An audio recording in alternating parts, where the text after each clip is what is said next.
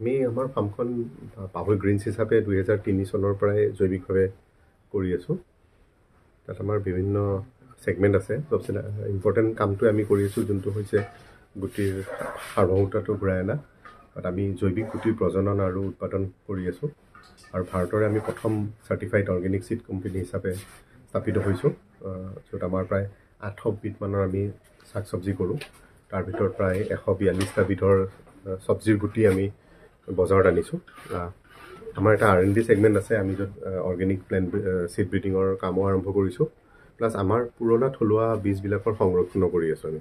সেইটো ইম্পৰ্টেণ্ট হয়, কাৰণ সেইখিনি থাকিলে আমাৰ জৈৱ বৈচিত্ৰতাটো থাকিব। মই থুলমূলকৈ ক'ব বিচাৰোঁ আমাৰ ফাৰ্মখনৰ বিষয়ে, য'ত আমাৰ বাবাই মোৰ স্বৰ্গীয় পিতৃ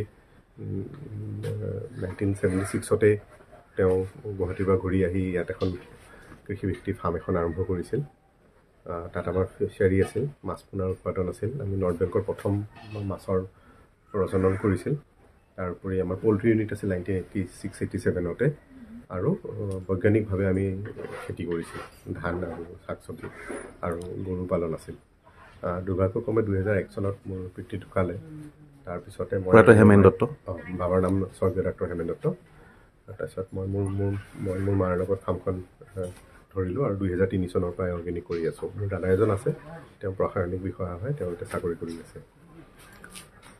এতিয়া ইয়াক অৰ্গেনিক কৰিবৰ কাৰণে যিটো মই দেখিছোঁ কেঁচুসাৰটো ইয়াত বৰ গুৰুত্ব দি থকা হৈছে। এইটো হয়, আমি প্ৰথম 2003 চনতে প্ৰথম কেঁচুসাৰৰ পৰাই আৰম্ভ কৰিছিলোঁ।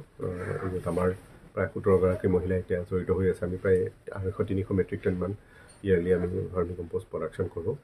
তাৰোপৰি আমি গৰু পেচাবি কীটনাশক দ্ৰব্য এনেকুৱা অন্যান্য, তাৰোপৰি আমি পঞ্চদ্ৰব্য, জীৱমৃত, অমৃত পানী সেইখিনিও বনাওঁ। এই ফাৰ্মখনত মাছৰ ওপৰতো এটা গুৰুত্ব দি থকা হৈছে, আমি দেখা পাইছোঁ।